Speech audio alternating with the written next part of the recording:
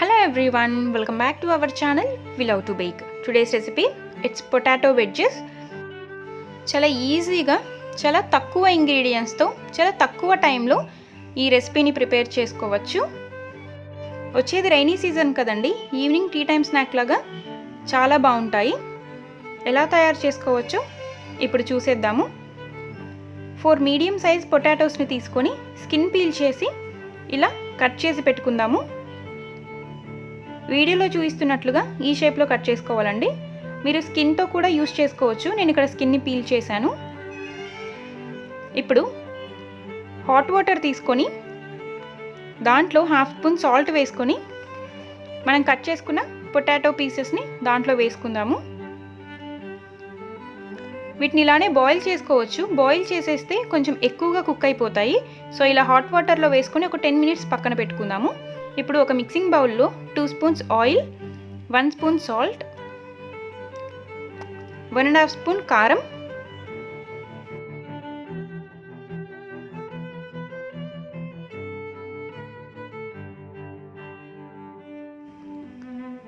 1/4 spoon పసుపు, 1/2 spoon ginger garlic paste, అలాగే 1/2 spoon మిరియాల పొడి, 2 స్పూన్స్ సన్నగా కట్ చేసుకున్న కొత్తిమీరని యాడ్ చేసుకొని వీటన్నింటిని నీట్గా మిక్స్ చేసుకుందాము.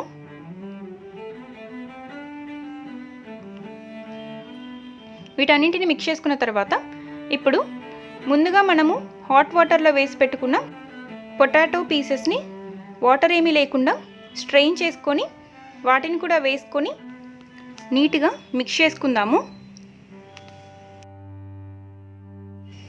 ఇలా అంతా కలిసేలాగా మిక్స్ చేసుకుందాము.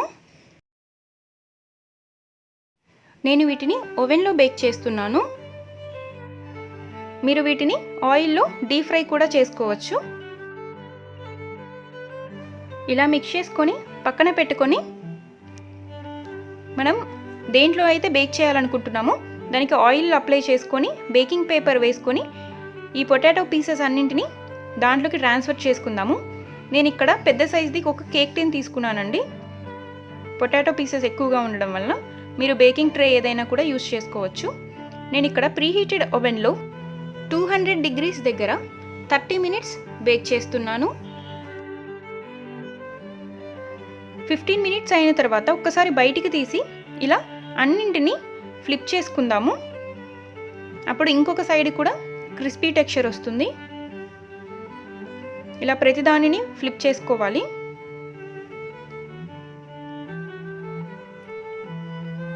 అన్నింటినీ ఫ్లిప్ చేసుకున్న తర్వాత మళ్ళీ ఇంకొక 15 మినిట్స్ బేక్ చేసుకుందాము. టోటల్గా 30 మినిట్స్ బేక్ చేస్తున్నాము. 30 మినిట్స్ తర్వాత ఇవి పూర్తిగా బేక్ అయిపోయాయండి. వాటి టెక్స్చర్లో డిఫరెన్స్ తెలుస్తుంది. సో చాలా ఈజీగా చేసుకోవచ్చండి అండ్ చాలా టేస్టీగా ఉంటాయి.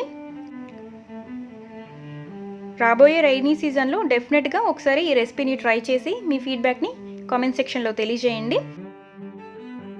వీటిని మయోనీస్తో కానీ టమాటో కచప్తో కానీ సర్వ్ చేసుకోవచ్చు. సో డెఫినెట్గా ట్రై చేసి మీ ఫీడ్బ్యాక్ని కామెంట్ సెక్షన్లో తెలియజేయండి. అలాగే ఈ వీడియో మీకు నచ్చినట్లయితే ఫ్రెండ్స్ అండ్ ఫ్యామిలీకి షేర్ చేయండి. మరిన్ని ఇంట్రెస్టింగ్ హెల్దీ బేకింగ్ రెసిపీస్ కోసం ఛానల్ని సబ్స్క్రైబ్ చేసుకొని పక్కనే ఉన్న బెల్ ఐకాన్ని క్లిక్ చేసినట్లయితే ఎప్పుడు వీడియో అప్లోడ్ చేసినా మీకు నోటిఫికేషన్ వస్తుంది. Thanks for watching.